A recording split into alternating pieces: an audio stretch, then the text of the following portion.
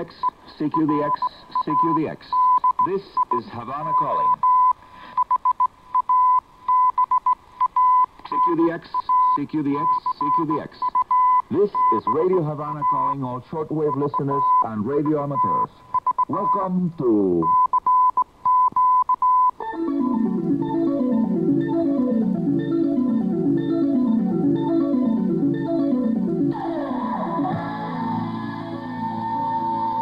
DXers Unlimited, Radio Havana's weekly feature dedicated to the fascinating world of radio communications. Hello, amigos aficionados all around the world now expecting that at any time the sun will again become active after so many days with zero sunspot count and extremely low solar activity on the 10.7 centimeters wavelength microwave band. Sunspot count has reached a 7-year low. I'll say it again, this is the news item for today. The sunspot count has reached a 7-year low. The sun has now been blank, no sunspots for 15 consecutive days. And to find a similar stretch of blank suns in the historical record, you have to go way back to April of the year 2010, a time when the sun was emerging from a very deep solar minimum. At the time I started to write the script of this show, Monday, late afternoon local time here in Havana, Cuba, around 20 hours, 30 minutes UTC, the microwave radiation measurements showed no signs of increased activity, a flat solar activity. The daily 10.7 centimeters, the wavelength activity has gone at the lowest level registered during this solar cycle number 24. What is happening 93 million miles away from planet Earth is really interesting and a challenge to scientists that are now very carefully studying the evolution of this solar cycle, an anomalous one by all standards. I am Arnie Coro, Radio Amateur CO2KK, your host here at the middle of the week edition of DXers Unlimited, and here's now item 2. After our solar activity update that started today's show, that was the first news item. Scientists involved in planetary research are meeting with great interest the news that liquid water seems to be flowing at certain times of the year at several planet Mars locations. Just liquid water flowing. Yet another step forward that will generate more curiosity to visit Mars as soon as possible in the near future. By the way, Mars has a weak ionosphere, and soundings made by descending spacecraft have obtained a profile of the free electron distribution at different heights above the planet Mars surface.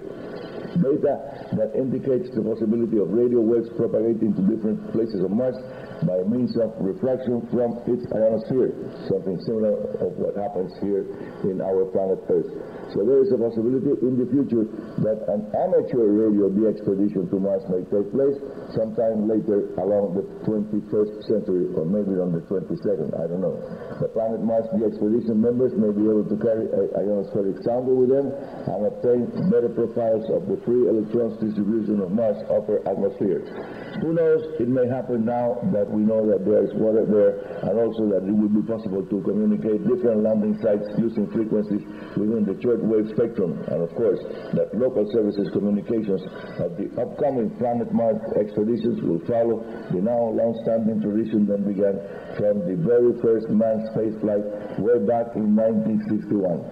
By the way, at the International Space Station, amateur radio stations not only help astronauts to enjoy their spare time by talking back to Earth about anything they want to talk, but also acts as a very effective and useful, reliable backup communication system for the space station.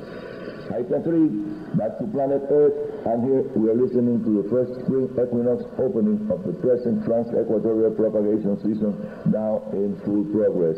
At CO2KK, my amateur radio station, I'm monitoring several South American beacons located in Argentina that are starting to be heard more or less regularly during the local afternoon hours here in the city of Havana, telling us that the 10 meters band is open to the south. I'm also monitoring the 6 meters band, the 50 megahertz band beacons, looking for openings that also happen on that frequency range. And now let me add that TEP, trans-equatorial propagation, was actually discovered by amateur radio operators in Africa and Europe, and later the findings were confirmed by 6-meter band DXers here in Cuba and Argentina. Among the well-remembered Cuban 6-meter band operators that provided valuable observations about TEP, trans-equatorial propagation, was Jose Val, a pioneer in making contacts using TEP that was known among us by his nickname Pepe, well, Pepe Val. Well, Pepe Rao assembled a 1 kilowatt amplifier using a 4-400 tetrode tube and used low-loss RG17 coaxial cable to feed a 6 megaband Yagi beaming to 160 degrees azimuth, that's to South America, beaming to Buenos Aires. He kept the carrier on in a beacon-like fashion whenever he detected a change in background noise that is characteristic of the TEP band opening in progress here in Cuba. Stay tuned for more Radio Havana-related information coming to you from La Habana, Cuba. I'm Arnie Coro, Radio Amateur 02KK, back in a few seconds with you.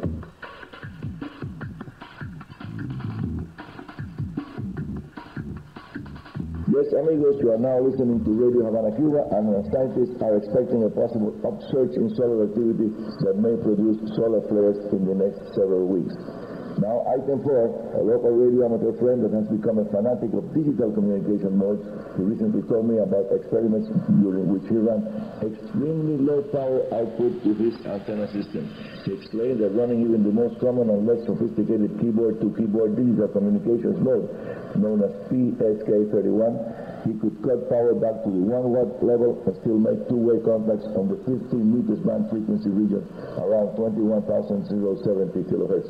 We discussed the advantages of the 15 meters band over 20 meters when running very low, that's QRP power stations, and it became quite clear that ionospheric absorption levels above 20 megahertz are certainly much lower than those registered by oblique ionospheric sounders. In other words, let me explain, when the frequency of optimum traffic for a particular point-to-point radio circuit approaches around 22 megahertz, it is possible to run very low power digital or CW contacts within the time window that the frequency of optimum traffic holds at that 20 to 22 megahertz frequency range, when 15 meters is open. My friend has now become an expert operator in the use of much more sophisticated digital modes that produce really amazing results that extend into the milliwatts power levels. Nobel Prize Award winner Joseph Taylor, K1JT, that is ham radio call sign, has provided amateur radio operators with a set of digital modes that have made possible Earth-Moon-Earth two-way amateur radio contacts by low-power stations running a single 10 to 15 elements Yagi antenna. Single Yagi, low power, and still making the EME contact.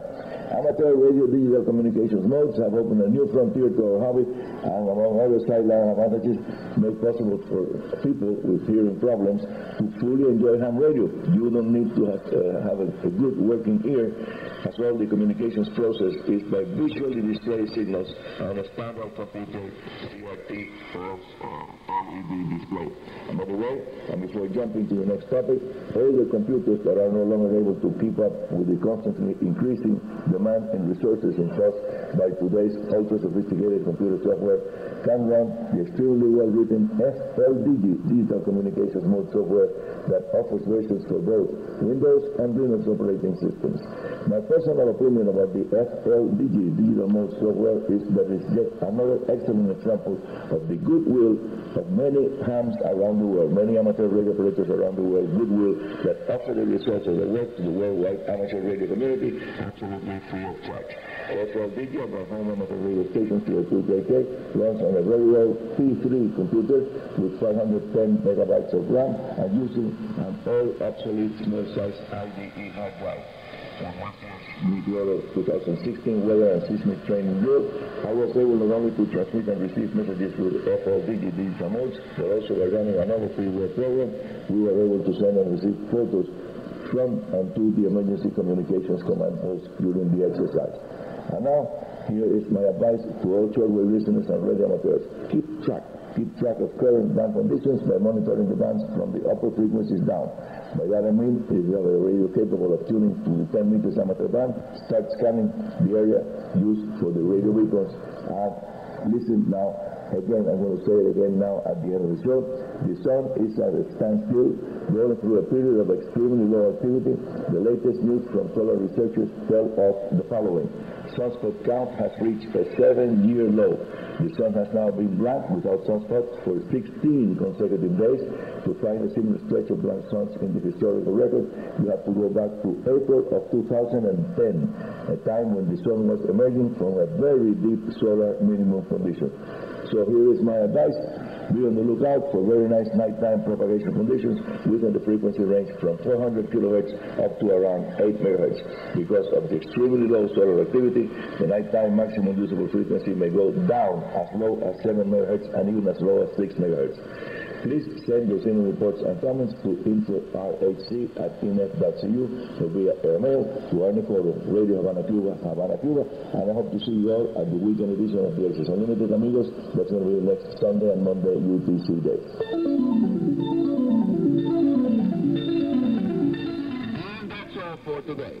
This is Arnie Coro, Radio Amateur CO2KK, your host here at Radio Havana's DXers Unlimited, saying 73 and very good DX.